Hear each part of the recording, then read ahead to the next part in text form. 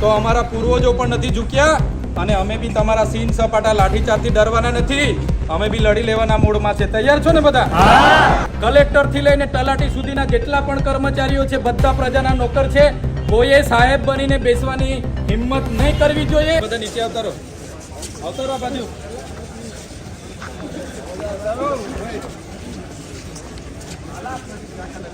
બધા નીચેની સાઈડ આવી જાઓ. બધા નીચે આવતા રહો.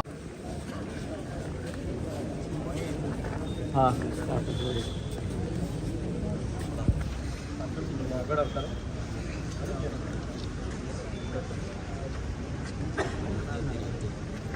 એ ગાડી આગળ લેવડાવી જગ્યા થઈ ગઈ.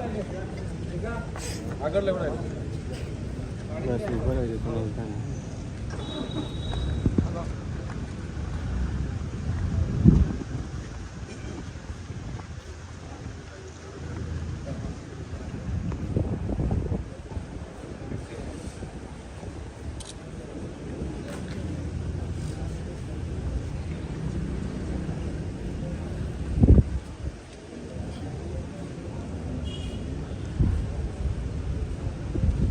આપ સૌની રજૂઆતો હતી કે નર્મદા જિલ્લાના તમામ તાલુકાઓમાં ટીડીઓની સૂચનાથી જે કર્મચારીઓ બીજેપી સભ્ય ઝુંબેશ જે ચલાવી રહ્યા છે એને અટકાવો.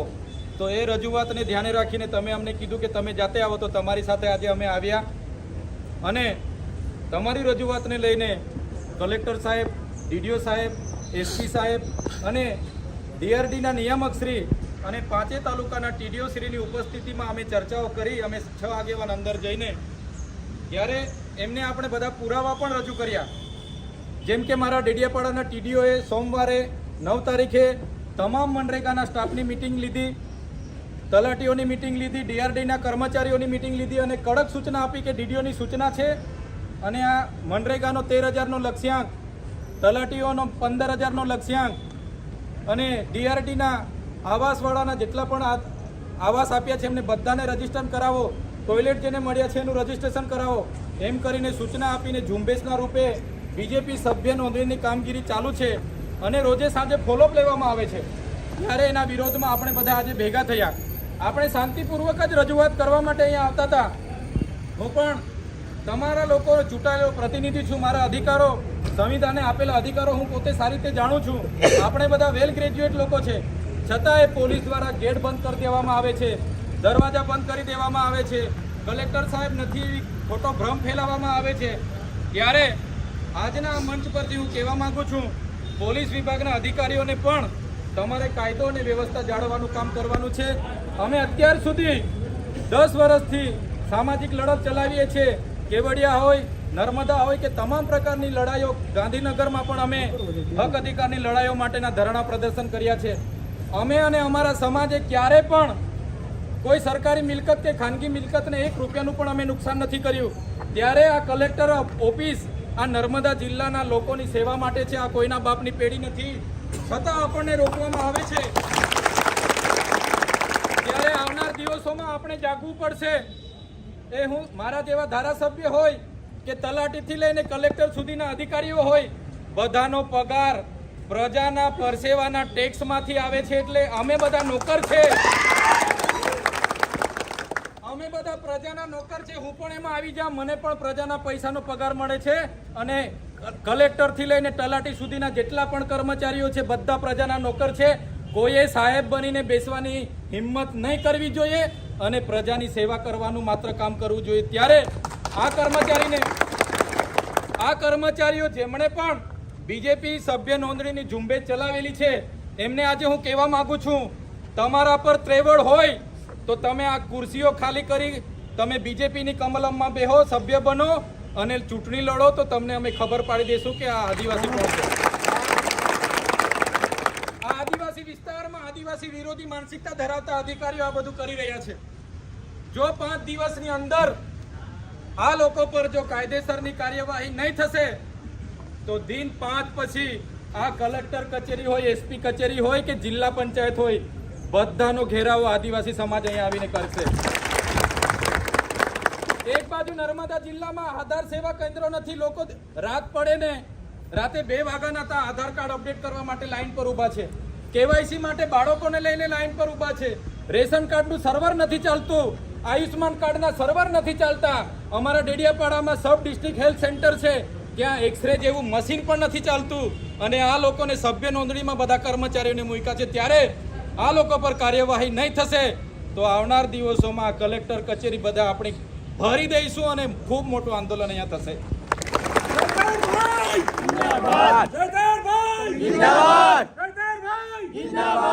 મિત્રો, આ નાની સૂની લડાઈ નથી. જ્યારે પણ આપણે ખાડા પૂરવાનું આવેદન આપવા આવીએ, જ્યારે પણ શિક્ષકો મૂકવાનું આવેદન આપવા આવીએ, શું અમારે આંદોલન જ કર્યા કરવાના છે? શું અમારે લડેંગે જીતેંગે જિંદાબાદ મુર્દાબાદ જ કરવાનું છે? તમે ભાઈ કરવાના છો જિંદાબાદ મુર્દાબાદ કાયમ? લડેંગે જીતેંગે કાયમ જ કરવાનું છે?